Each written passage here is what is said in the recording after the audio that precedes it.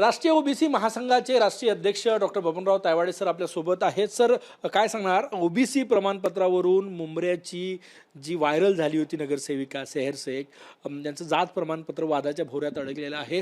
राष्ट्रीय ओबीसी महासंघाची काय भूमिका आहे? मुस्लिमांच्या किती जाती ओबीसीत येतात की नाही, काय सांगणार?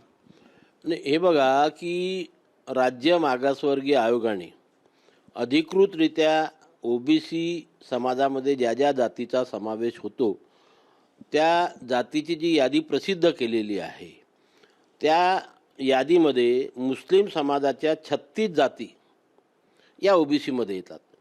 आणि ते आजपासनं नाही तर ज्या दिवशी या महाराष्ट्रामध्ये ओबीसी समाजाला आरक्षण लागू झालं त्या दिवशीपासनं या जाती या ओबीसी समाजामध्ये आहेत.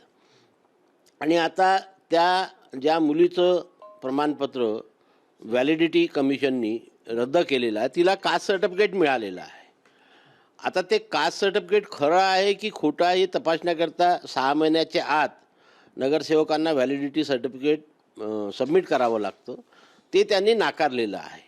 आता ते उच्च न्यायालयामध्ये जातील आणि जर खरं असेल तर त्या उमेदवाराला न्याय मिळेल आणि खोटं असेल तर ते नाकारलं जाईल. आणि त्याच्यामुळे ही काही या महाराष्ट्रामध्ये किंवा देशामध्ये पहिल्यांदा केस झालेली नाही आहे.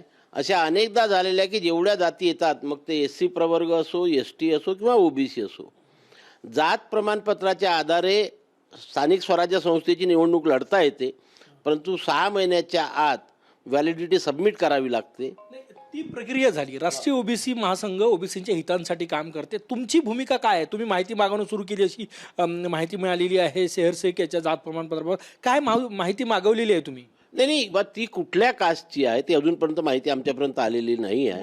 हां, ती कुठल्या कास्टची आहे ती कास्ट राज्य मागासवर्गीय आयोगाने जी काही यादी प्रसिद्ध केलेली आहे त्या यादीमध्ये आहे काय, आणि खरंच त्या पुरीवरती अन्याय झालेला आहे का? जर त्या उमेदवाराचं जात प्रमाणपत्र हे खोटं असेल तर त्यांना पनिशमेंट झालीच पाहिजे, कारण खोट्या ओबीसीला आम्ही कधी सहन करत नाही. परंतु जर ते खरे असेल आणि जी जात पडताळणी समिती म्हणतो आपण, त्या समितीने राजकीय दबावाखाली येऊन किंवा कोणाच्या तरी प्रभावाखाली येऊन ते नाकारलं असेल किंवा त्यांच्या ज्ञान पाहिजे त्यांना, त्याच्या अभावी जर त्यांनी ते नाकारलं असेल तर उच्च न्यायालयात नक्कीच त्यांना न्याय मिळाल्याशिवाय राहणार नाही. आपल्या नागपूरमध्येच बर्वेंची केस झालेली आहे, रश्मी बर्वे, की ज्यांचं पहिले नाकारलं, हे झालं, नंतर त्यांना हे मिळालं, पण तोपर्यंत वेळ निघून गेला होता. पण ते खऱ्या आहेत हे न्यायालयाने सिद्ध केलं होतं. आणि अशा प्रकारचे अनेक उदाहरणं या महाराष्ट्रामध्ये आणि देशामध्ये आहे. खरं असेल तर तुमची भूमिका काय असणार ते प्रमाणपत्र सेहर शेखचं? खोटं असेल तर राष्ट्रीय ओबीसी महासंघाची भूमिका काय असणार, सांगा.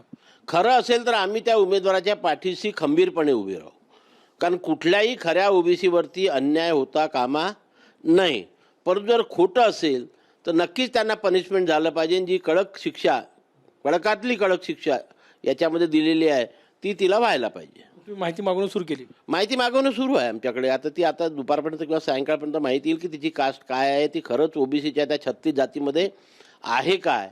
आणि कधी कधी असं होतं की जी कागदपत्र कास्ट व्हॅलिडिटी समितीला आवश्यक असते ते जर कागदपत्र ते पुरवू शकले नाही, एखादा खरा ओबीसी असेल, खरा ओबीसी, परंतु जी कागदपत्र ती जात पडताळणी समिती मागते ती जर त्याचा जर पुरवठा करू शकले नाही, देऊ शकले नाही, तरी ते मात्र प्रमाणपत्र नाकारल्या जाते, कारण कागदपत्र पुरवणं ही उमेदवाराची जबाबदारी असते.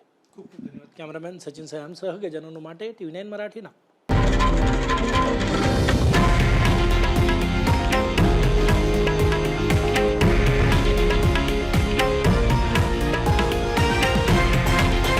हे आहे देशातील नंबर 1 न्यूज नेटवर्क आणि आपण पाहत आहात TV9 मराठी, एकमेव.